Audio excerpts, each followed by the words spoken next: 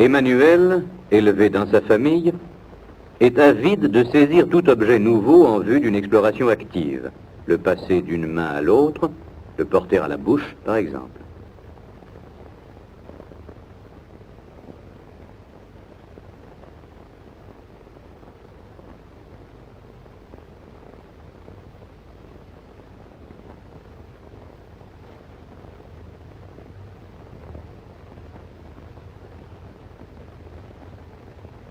Totalement absorbé par ces manipulations, l'enfant prête peu d'attention à son entourage. Christine, régulièrement confiée à une crèche de jour, ne semble pas présenter un comportement différent de celui de l'enfant précédent. Elle saisit les cubes des deux mains,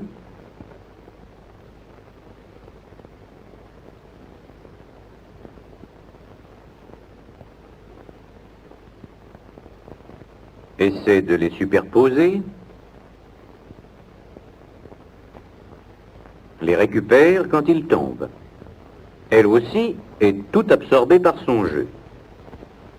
Ces deux exemples nous ont montré le cas d'enfants dont les conditions familiales offrent toute sécurité.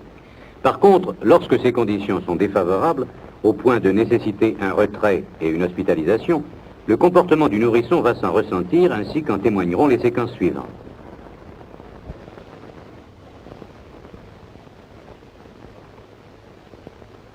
Caroline, dont la mère s'est médiocrement souciée, est anorexique.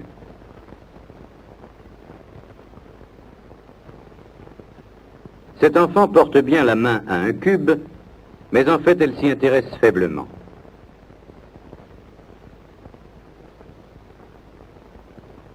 Très souvent, elle jette un regard interrogateur autour d'elle.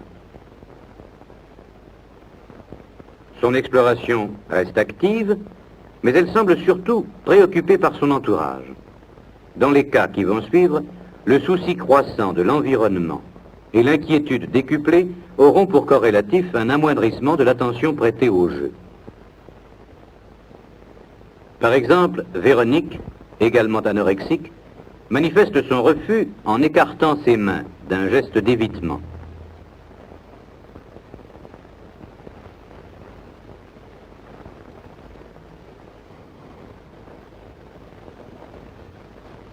Si finalement elle saisit un cube, les regards inquiets qu'elle jette autour d'elle témoignent de son anxiété.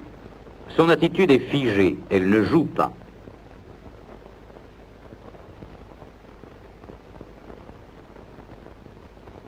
Jean, retiré très tôt à sa famille et hospitalisé après plusieurs placements, épie attentivement les gestes du psychologue. La carence affective dont cet enfant a souffert semble faire primer chez lui le besoin de contact social qu'on pourrait motiver par le désir intense de l'enfant de trouver un substitut maternel.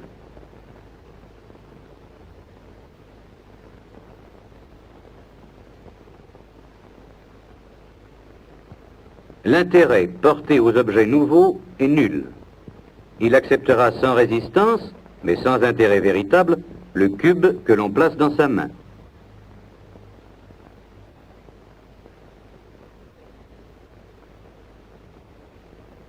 René, dont le cas est similaire, se tient immobile devant les cubes.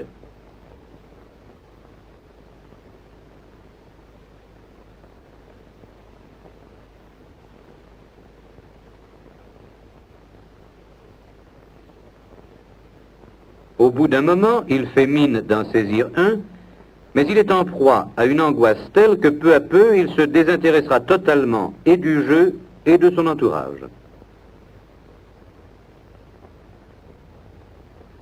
Épuisé, il s'absorbe en lui-même et se réfugie dans une satisfaction haute. Sucer son pouce.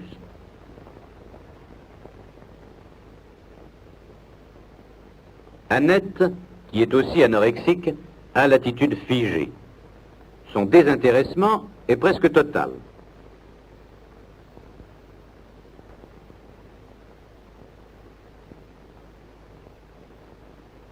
L'anxiété grandissante se traduit par des mouvements de lèvres, des clignotements et par une respiration irrégulière.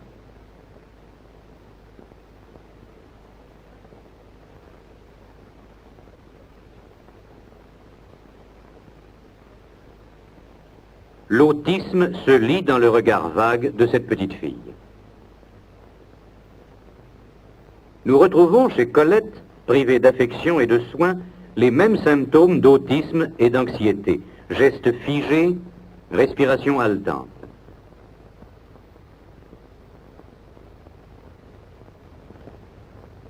Ainsi donc, la carence affective suscite chez le nourrisson non seulement l'angoisse, bien connue des psychologues, mais elle favorise, en présence d'objets nouveaux et dans des situations inaccoutumées, une inhibition parfois doublée d'autisme dans les cas les plus graves.